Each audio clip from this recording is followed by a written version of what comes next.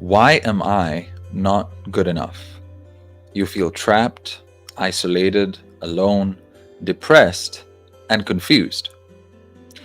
Today, guys, I'm going to be top Today, guys, I'm going to be tackling this topic about why am I not good enough? It's a recurring theme that comes up in many, many people's lives, and it has come up in many of my clients' lives and even my life, and I've overcome that again and again. And let's really sink into this topic and get deep with it. And hopefully, at the end of this entire live, you will not have this question ever again. For those of you who are coming back again, thanks so much for being here. And for those of you who are here for the first time on my YouTube channel and socials, very quickly, I just want to state that I'm an authentic life success coach based in Singapore, and I help clients to rediscover themselves authentically, learn about their gifts, express their gifts, and achieve sensational success at their dreams, just like I've done. And therefore, an upcoming course that I have is going to be called Expressing Your Gifts. And it's going to be starting in about a month, about 45 days. I'm doing a whole series of lives, including this one, to give you actionable tips that you can use right away. And hopefully once you apply those in your life, then your life up levels. And then my mission goes further on earth, and we both help each other. And it's a beautiful upward spiral. Okay, I'm going to stop with the large, broad descriptions and jump right into the topic now, because everybody wants to know what's the answer to this question. I have my notes written out on the left, very deep, very concise, and useful for you guys. So do excuse me if I keep looking to the left during this live. Okay, so let's jump right into this. Why am I not good enough? Now, I'm a sort of sciencey type of person, and I like to go in, examine, dissect, and really get to the root of all the shit that's plaguing us in our lives. Okay, so the first thing we need to do, I'm just going to look over here at my notes for a second, is we need to examine good enough for what? So when you're asking yourself, am I good enough? Is there a certain level in a job or a skill that you need to reach to be able to do something? Or are you stressing yourself out for no reason? And of course, there's many more points I'm going to cover. So just hold on if your query is something similar, but not exactly this point, just for the people who are on this point. So if in your job or your career, you have a level that you need to get to, and then you're asking, why am I not good enough? Then that's a fair question, I think. So let's say you're trying to perform a surgery. And I'm not trying to poke fun or humor, but I tend to be a pretty casual guy. So I will be smiling and laughing a lot. I hope you guys are okay with that. Let's say you're trying to perform a surgery. You're trying to reattach somebody's heart, right? Or the aorta or some part of the heart that's screwed basically in an accident or something. And you can't do it. And you've screwed up 3 people's lives now. And you can't reattach hearts. And you're like, how come as a surgeon I can't reattach a heart? How come I'm not good enough? Now that is a valid question. Or let's say as a school teacher, all your students are failing again and again and again, while all the other teachers manage to get their students through, with flying colors. Then I would say that's a fair question. And I'm going to address that later on how you can improve. But for a lot of us, we're also stressing ourselves out for no apparent reason, going, why am I not good enough? And there's a lot of outside factors, but let's just say it's an inside factor. I just want you to know that you might be stressing yourself out for no apparent reason when actually there's no actual level to get to. Yes, the entirety of the planet, or a large part of it, is based on levels. And, we've been told that since we're young. Even our school system, it goes by calendar year to newer and newer and newer levels, right? Cash, the energy that we use to live, money, it goes in levels, because that's just the way maths is structured. There's like tens, hundreds, thousands. There's 6 figures, 7 figures, 8 figures. You hear that one a lot on YouTube. But some of us, let's say, just like me, let's say you're a counselor, you see clients. There's no real level. It's just, did the entirety of this process with working with this client result in positive changes for them or not? There's no level of, there was 8 positive changes and not 10. That's bullshit, because there's some things that can't be measured like that, because a person's life is beyond your control. You can only help. So there's many professions and careers, and just in life, or even with people, which is my next point actually, good enough for whom, there's no actual thing that you can measure. So you might be stressing yourself out for no reason. And I'm with you on that, okay? That sometimes we can stress ourselves out for no reason, but we want to aim to do that less and less. So the next point is good enough for whom? Is there something you need to do to prove something to someone? Sometimes there is, and sometimes there isn't. Just like the profession stuff. Maybe you're in a marriage, right? I'm married, so let's just use that example. Do you need to prove that you're good enough to your husband or your wife? For some things, yes, and for some things, no, because there could be something called a deal breaker, for example, where let's say a man has a habit of womanizing, and the wife is like, I'm old enough to not be insecure about my own beauty, but really, how many women are you going to sleep with at some point? Maybe someone's addicted to sex. I heard there are medical conditions like that. Now, do you need to prove to her that you have stopped at some point? Yes, maybe, if it's a deal breaker for her. Do you need to prove that you're done with your alcohol habit? Yes, it could be affecting your pregnancy. It could be affecting everyone's lives around you. When you come home and smash that bottle, even if you don't smash their faces in with it, if you smash it on the floor, that's still a form of violence. That's noise. And not to mention there's liquor spilled everywhere. So we don't want to do that. So maybe you do need to prove you're good enough. But in other aspects, in the good enough for whom point, you don't necessarily need to prove that you're good enough. So, for example, if somebody says like, hey, my friend's wife, she has 3 PhDs and she earns $36,000 a month. And let's say you're a wife who's a homemaker and you make 1,008 selling designs on Etsy or doing affiliate sales for Amazon. Or just like I was approached recently for my YouTube channel, promoting a VPN which wants to do a partnership. You might make 3K. And if that's not good enough for someone, firstly, that's bullshit, because your salary is meant to take care of yourself. And then let's say you have a child and you're both funding the child's needs equally. How much you make on top of that, that's nobody's business. That's your own personal thing. So again, sometimes you do need to be good enough or pass a certain level. And sometimes, you're just stressing yourself out. So I would advise not trying to do that if you can. But sometimes it's hard, and I'm going to dive into that as well.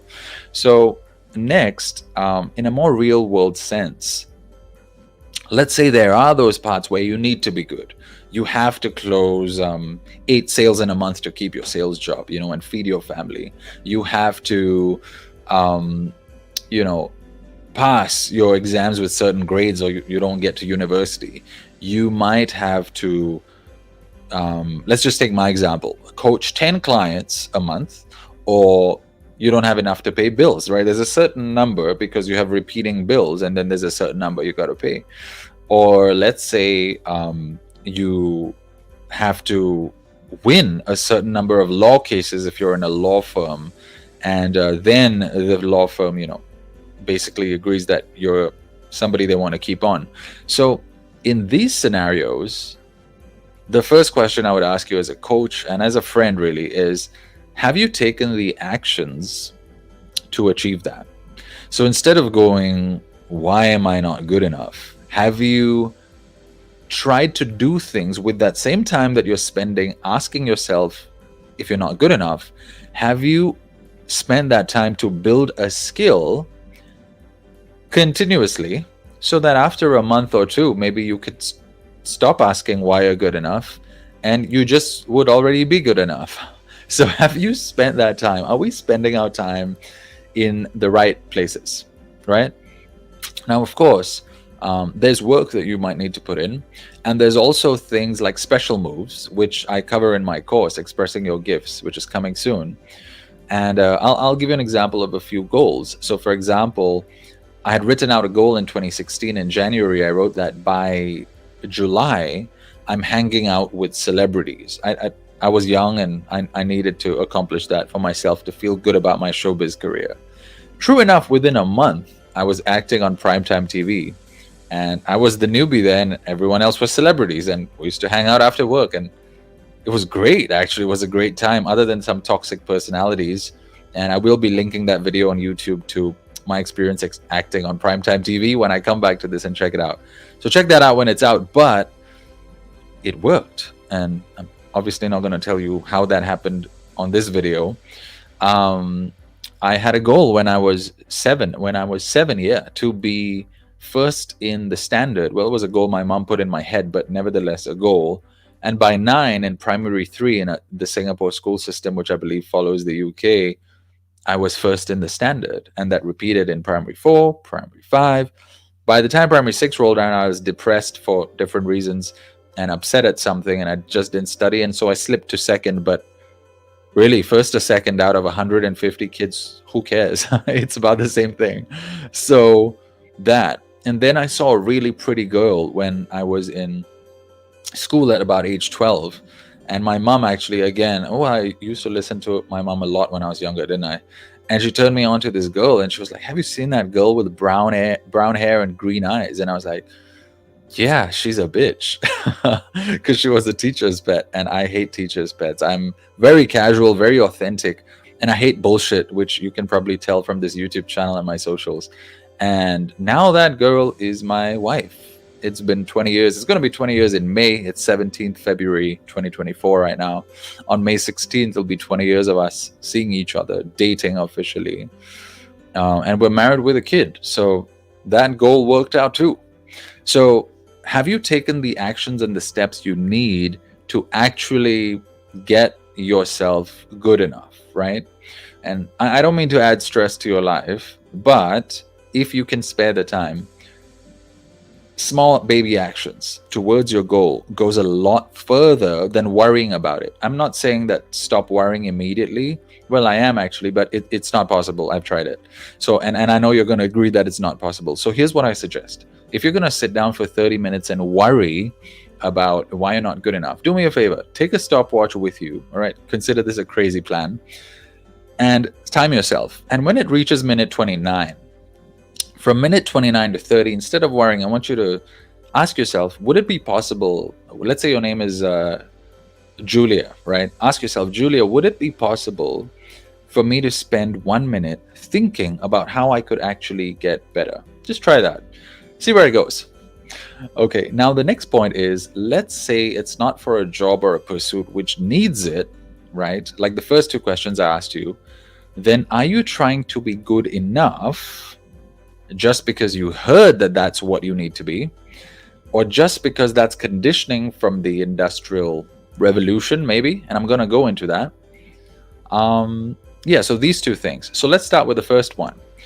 Are you just trying to be good enough because you heard that that's what you need to be?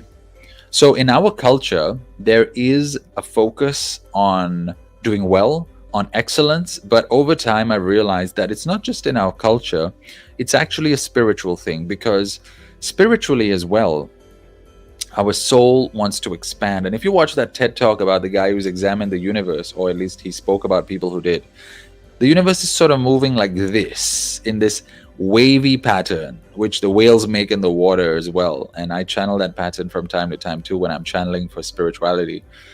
And everything's just expanding.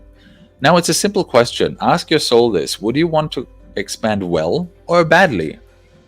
Do you wake up and do your best? Do humans, just observe them around you, does everyone wake up and rush to get on the bus and the train, or just let them go and be late to work, right? So everyone's doing their best, obviously, and I think you are too.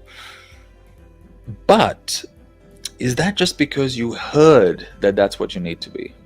So maybe you're getting to work 10 minutes late, for example, and that's fine with everyone because you leave 20 minutes late too because you're just dedicated.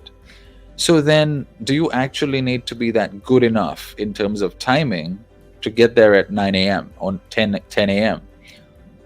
Maybe the answer is no.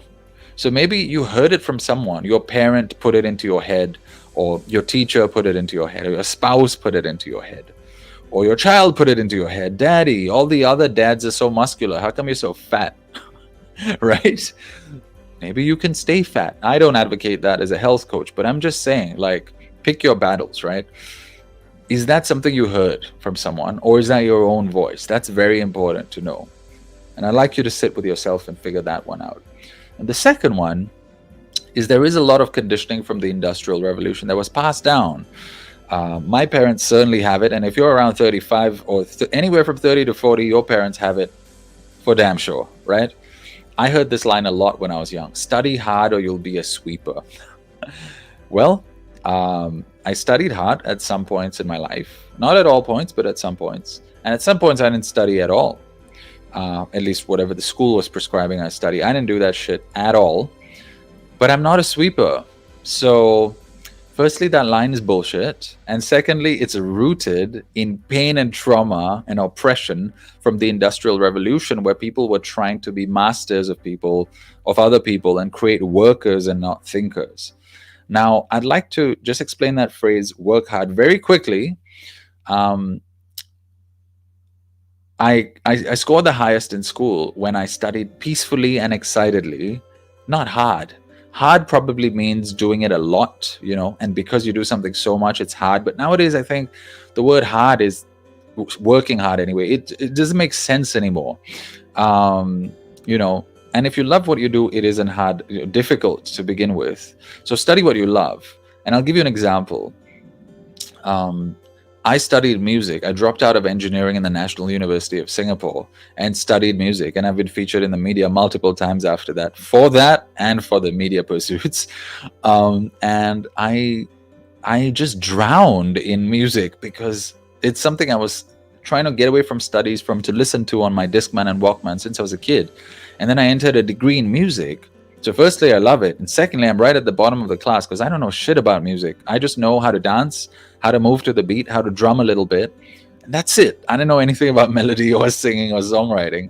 And in the end of the first year, I was the top student in principal study, which is our main module. And the same people who were telling me, you should go back to engineering. At the end of the year, the guy is sitting with me and going, so tell me, how did you score so high? It's like, I freaking don't know. I just dived into it. That's what I did. So if you do something you love, you're not going to have to work hard, but you're going to have to learn how to switch off or you'll be burnt out. So basically since 2008 and 2009, I can't stop working because I'm not working. I'm enjoying myself in this industry of showbiz, content creation, media, speaking, acting, and so on and so forth. So just be sure not to burn out. Now, I just want to elaborate about that word hard. It's not a useful word these days and it means nothing. And spiritually awakening on the planet in 2024 and how the spiritual awakening is going on the planet in 2024, I think that working hard is bullshit. The close equivalent and is maybe working conscientiously over a prolonged period of time. And that's the old version of work hard, but people were doing that in jobs they didn't like. So I presume that to them was hard. But if you're doing it like I established in what you love, then it's not hard, it's just bliss. It's like a full body orgasm from morning to night. Like my brain is having an orgasm every second I'm doing work I love. And those seconds I'm not. I'm probably exercising, which is also giving me a full body orgasm. I'm watching Netflix, which is giving my brain an orgasm. It's too much stimulation, but you know what I'm saying. So you need to balance and slow down. Don't get burnt out, but don't talk about this working hard thing anymore. It's BS, right? And if you're like, no, I have to work hard, you're probably in the wrong job or wrong vocation. Watch some of my clips on YouTube or watch the first live in this playlist on YouTube or on Facebook or on LinkedIn. Just scroll on my wall and you should find it, right? Now, are you actually good enough but having imposter syndrome? That's another possibility, right? So I'll just give you my own example again so you can understand in real life, and I know that example best. Of course, some of my clients have had it too, but you'll probably resonate with what I'm saying. So when I started music, I was a complete beginner. Although I joined for drums and I know I could drum, and when I would dance and when I would drum, there would be girls who would just stop and just stare and stare and stare. But luckily I wasn't distracted because I was already in a relationship by then with my then girlfriend, now wife. And so I knew that I was good at some things, but as far as music or a music degree is concerned, I was pure shit. And I'm not scared to admit that because That's how you learn, by admitting you're pure shit, and then you build from zero. You go up, right? There's nowhere else to go. So that's a great place. I love that place. I always wake up like a beginner every day and learn new things. So I entered LaSalle College of the Arts, know nothing about music. I would actually have guys and girls come up. Not girls. Girls were mostly like infatuated with my looks because I had hair then. But the guys would be like, this guy sucks. He can't really play music. I actually had a guy visit my recital rehearsal, watch me for a while, and I let him sit there. Then he walked out. Apparently, that's what you do as musicians. We hang out in each other's sessions. I didn't come from a music background. I came from a pretty Singapore education background. So in my mind, it was like, the fuck is going on here? But okay, let's do what the musicians are doing for a second. And he walks out and he tells everyone in my recital rehearsal, which is my band, basically for my exam, this guy can't play. End of sentence. No elaboration. Not what he can't play. This guy can't play. And he was one of the better drummers in the scene, or just come back from the US. So people tend to believe him. And all my friends who were in that group came back and told me, like, this guy came into the recital, saw us, and they were like, how he thought, we thought he was enjoying the music. He went and told everyone, you can't play. I was like, okay, whatever. How does that even matter? The only people grading me are the teachers, right? So that happened. There was people in the scene for many years, because I was starting out going, what have you actually done? Right. And now you can see what I've actually done on my website and in other places and in the media and so on. For example, I've started the largest music group on Facebook for Singapore music. It's called Singapore Music. Feel free to join up if you're a fan or a musician, either way. I don't know what we're doing with it yet, because again, I'm in a growth phase, but it's the largest group now. We can do anything. We can have events. We can run charities. We can help musicians. We can help the population that's bored out of their minds by playing their music. There's so many things we can do, right? That's just one thing I do. So there's tons and tons of things we can do. So that is maybe imposter syndrome at some point, because at some point I was like, hang on, am I actually good? Shall I actually go on stage? Should I actually sing? I actually had a fellow actor who was sucking up to me on day one of acting in primetime TV, because we arrived at the same time. And he told me, man, I checked out your profile, and I checked out your Facebook, and I checked out your website. And I was like, yeah, this guy's the real deal. I was like, whoa, thanks for saying that, because I don't know shit about acting. This is my first time acting on a real live set. I've done ads and things like that, but I've never done primetime TV. So I don't know shit. I'm here to learn. So thanks for saying that. And he was like, no. A few weeks later, during acting, in one of the rest periods in between shoots, he's telling me, I've heard your voice. You shouldn't sing. It's like, a year after that, MTV and VH1 feature my song, a song that I released, Sail Away, where we crowdfunded the music video 30 times in the release month. I don't think platforms that are that big, and honestly, I don't think I could sing then. I could sing now. I really couldn't sing then, because it takes years to build up some skills, right? But I auto-tuned and, used my background in listening to music since I was a child to create a nice, catchy song, and my music degree work, of course, and so on. Lots of work put in. And, they featured it. So if I did have imposter syndrome after he said that, so if I had listened to that, I'll be screwed, like big time screwed. So that stuff would have never made it to all these places. Similarly, as a coach, people tell me like, oh my God, you're an excellent coach. You're an excellent professional friend, which is what coaches are. And I'm waking up every day going, the fuck? Like, I'm a coach? Like, what? Am I? Okay. Like, I don't believe that. But apparently I'm good. Like, they're seeing results. Like, life's working out for people. And then life's working out for me when I'm coaching too. So it must be, in the real world. So are you actually good enough? But are you having imposter syndrome? So, like, there were people, just another quick example, who would when I was in music degree, or in the music degree, or hanging around the scene a lot, they would go, yeah, this guy's never going to make it. I'm the only one from that group now who still releases music to this day. And in 2022, Apple Music picked up a track of mine and featured it on their flagship playlist, New Music Daily. And it peaked at number 22 in the whole world. And that was a track I almost didn't release because I believed that I suck at music. So, can you imagine? So, like, are we letting this imposter syndrome fuck us up? So when you say, am I good enough? Maybe you are fucking sensational. Like, people need to hear you, see you be a sweeper, a lawyer, a doctor, a pilot, a porn star, a surf champion, whatever you're trying to do. Maybe they need to see you in action, and you need to see their reaction, even though you're scared, for you to know how good you are. Now, of course, there's this other topic of, well, does their reaction really matter? Well, sort of yes and sort of no. From a confidence perspective, if you know inside that you're good enough, and God and your soul, great. But in the real world, if you want to get bills paid, or if you're in a sort of profession where you need other people to tell you, or you need feedback, and I think that's all of us, because humans need to be interconnected and interdependent eventually.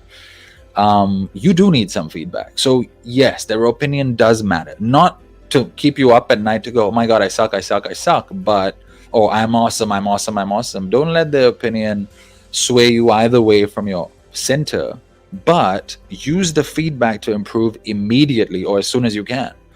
I use feedback all the time. If you look at all my pursuits, from YouTube videos to music to being a boyfriend to now being a husband with a child, that's progress, to being a son, to being a student, it was all shit at the start, and some of it is still shit. Like, some of you may look at this room background and go, yeah, that's a shitty background. Well, I might agree with you, but the truth is, this is a spare room in a house, in my mom's and dad's house, because we can't buy a house at the moment, because there was a law preventing us from buying a house for like 15 months, because the Singapore government put cooling measures after we sold another house. My wife was on the loan for her parents' condo, and here we are. But does this mean that if 10 years down the road on this YouTube channel, they're not going to be better backgrounds? Of course there are. And they're going to be fucking insane. Best believe it, right? So, you've got to start somewhere, get that feedback, and then go forward. But don't let it shy you into imposter syndrome or feeling scared. Now, another important point, and a reason why you may be thinking you're not good enough when you actually are, and this happened to me a lot, is, are you being bullied, right? And being name called or shamed when you're actually great at what you do. So sometimes you may be so good at what you do, or just so good as a human, because you're following your soul. That's the only easy way I can put it, that other people get jealous. Or maybe you're just so I was bullied because I was different. It's not like, oh, this is the smallest kid in the schoolyard, let's pummel him to the ground. Luckily I never had that type of bullying, but I had the giving me the cold shoulder stuff at several points. One point was because I was different. One point was because I was cute. Apparently I was the cutest guy in my junior college class. Not my words. Other guys would walk around within my earshot going, I heard that this girl said that Zephyr is the cutest guy in his class. What do you think? And another guy would be like, nah, fuck that. I don't think he's cute. And they know that I'm hearing it, and so on. And another point, because I was a different skin color, and I still am, because let's be honest, the majority of Singapore is Chinese, and that's 70% of the population. Lucky for me, I love Chinese. I love the food, I love the people, I love their culture, I love the dragons, I love the Chinese New Year, I love all of it. And I even want to learn Mandarin really badly, and I've already started talking to the stall holders and stuff. I just love Chinese people. Actually, I love all people, but I think because that love where you're with people for too long and then you start loving them, that kind of thing. I think that contact love, I believe they call it, even in the office and workplace.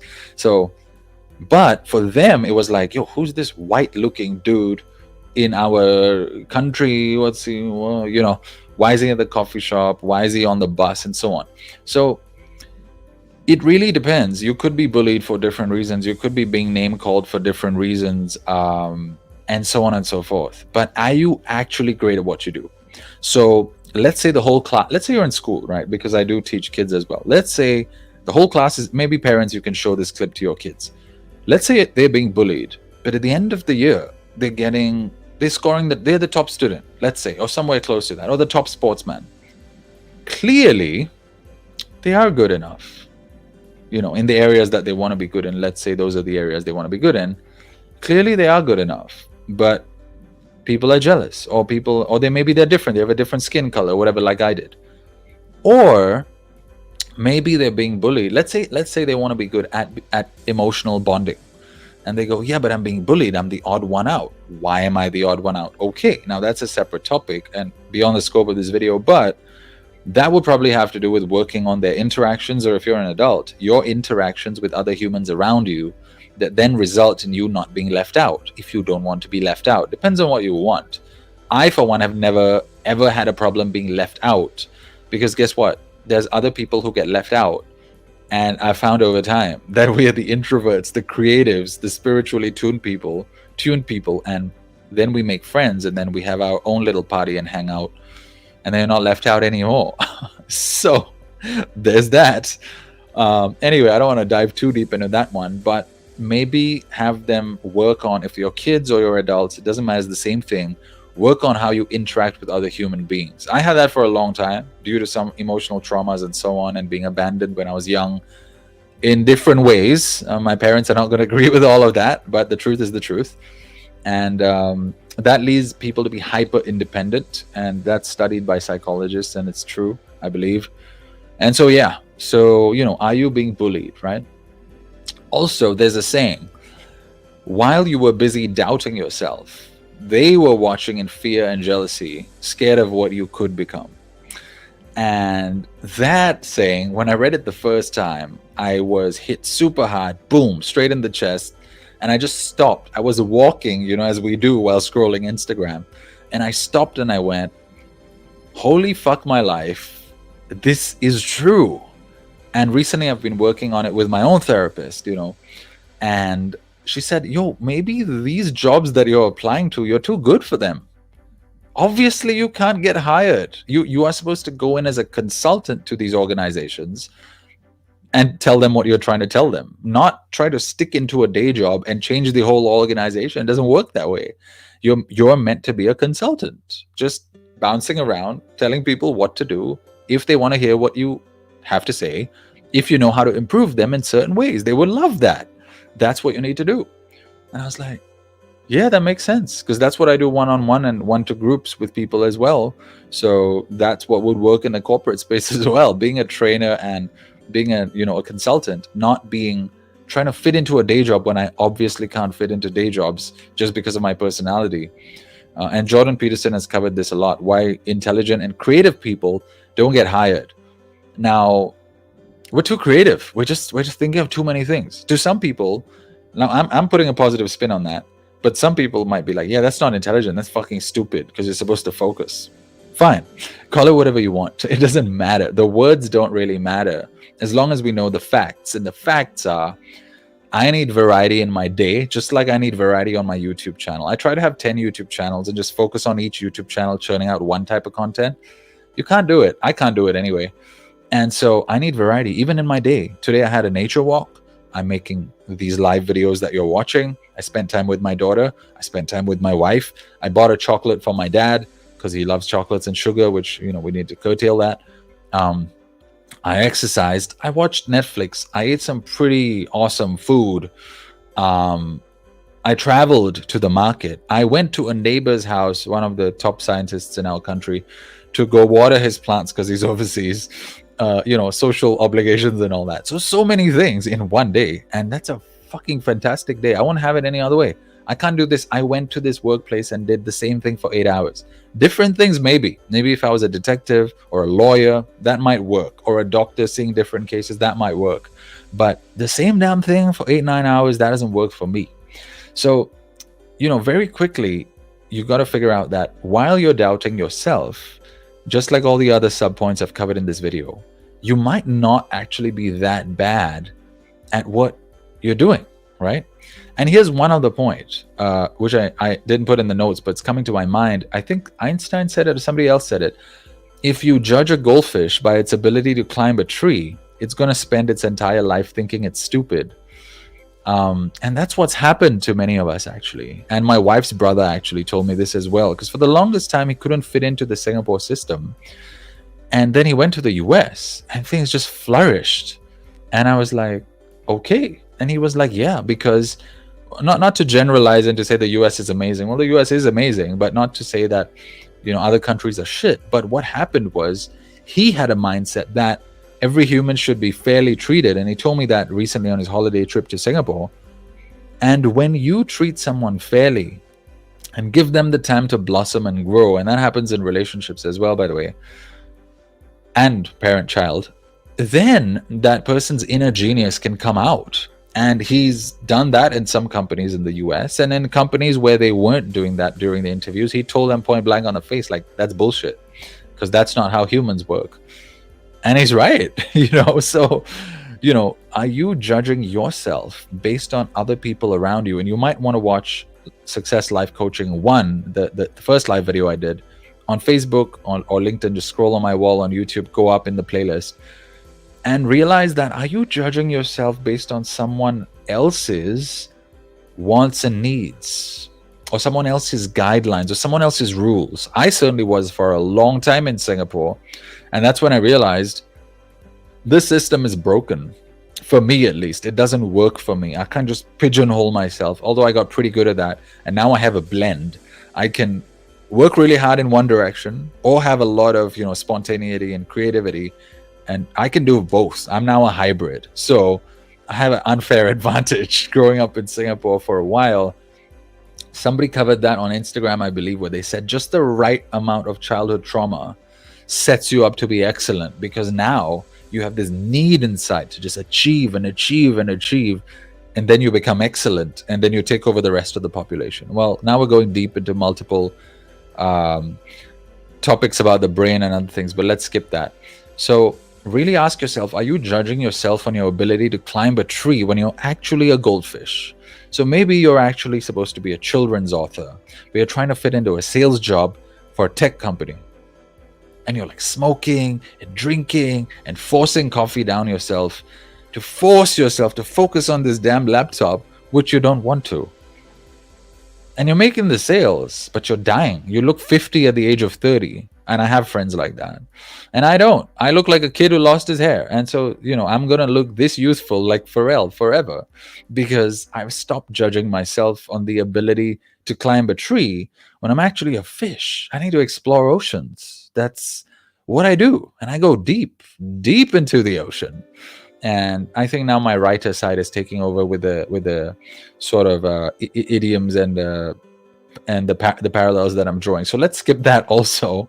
But let's conclude now. For those of you who've been here so far, amazing. Thank you for being here. And I hope you're not stuck anymore now, because that's the point. That was the point of the first live. And this live is also about being stuck. You keep asking yourself, why am I not good enough? Right? So hopefully you're overcoming that right now. So let's conclude. So firstly, make sure it's not an illusion you're living under that you're not good enough, or a misunderstanding of reality through whatever I described above. Scroll back in the video if you're just tuning in now. So make sure it's none of that, right? Second, if you realize, okay, it is actually that I need to be better at something, okay, work on it. Because if you don't work on it, nothing's going to get better. If you need help, you may contact me, no problems. Thirdly, in my course, I teach secret methods for stunning success. Now, yes, you can work at it on your own and take 10 years to figure everything out like I did. Well, I took 20. Or you can join my course at some point, or find a coach that works for you. Either way, just become amazing at doing you, all right? And the point is not to be stunning. So the reason I'm saying I teach stunning levels of success and so on, if you look at my resume, it's pretty stunning. Like, people on LinkedIn commented, like, you're quite an accomplished individual.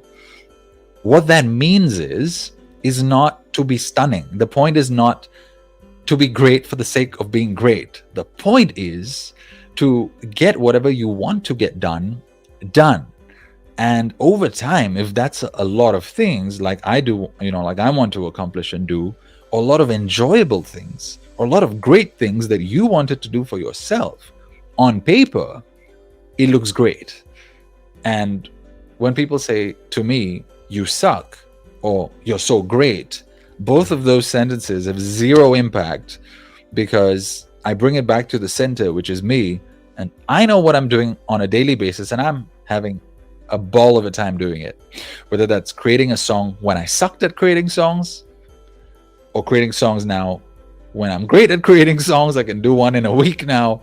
When I sucked at being a a boyfriend, or now I'm much better at being a husband and we're still working on it, whether I have 28 media features like I do right now, or I had 0 in the past, or I might have 280 by the time I'm dead, it doesn't matter. It might look great on paper, but the point is, are you satisfied at the end of the day? That's what I mean by stunning success. Of course, it's stunning for other people to watch too, but it's stunning inside, where you go like, holy shit, I wanted to start a company and employ 10 people and have 10 customers, and now I did it, when you previously could not do it. Now that is expansion of the soul. That is expansion of your needs and wants. That is the aim here, really, in life. The aim is to expand your soul, expand your consciousness, do what you want to do, and do it well, and as well as you want to do it, right? That's the whole point of this video. Why am I not good enough? I'm so glad my spirit guides made my words come around back to that phrase. I wasn't thinking of that, but that's how they help. But more on that in other lives, and maybe in my course, and if you contact me privately. So I've been teaching for 15 years now, and all these methods can be yours, because I read a quote once in a book, and the quote said, if a man has the ability to live an extraordinary life, he has no business keeping that to himself. And I agree. Like, I can't wait to shout this message from the mountaintops. That's why I do on my YouTube channel and socials. But also, if you'd like to learn more about this course, there would be more details on socials soon, but you can always contact me through DMs, through an email. Email would probably be better. Please don't spam my WhatsApp or social inboxes. You might not even get a reply for 2 years. Sorry, there's just too many social inboxes to look at. We also have a 5-year-old, so there's that. So just go straight to my email from my website.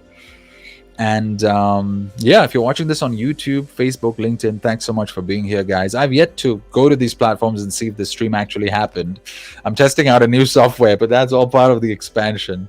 But I am recording it, so if it doesn't go live, I'll just post this later after the recording. And if you're on YouTube or Facebook, do me a favor and hit like, either on the video or on my channel. Just follow the channel, follow the profile, become friends on Facebook, connect.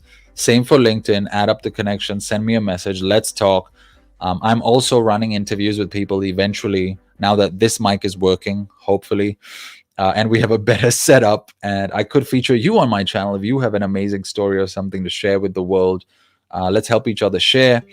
If you're on YouTube, like the video, subscribe, and turn on the bell icon. And this might be the end, so check out all the other videos popping up around my head. And see you guys on the next live, which will be live 3. I don't know what the topic will be yet, but this was, why am I not good enough? And hopefully you now feel like you're good enough. And if you're not, get to work and become good enough, as good as you want to be. Take care, and see you guys on the next live. Bye-bye. Now I'm wondering, should I look at the camera or should I look at the screen while I hit end? Yeah, I'm goofy like that, but that's what makes me relatable. Cheers.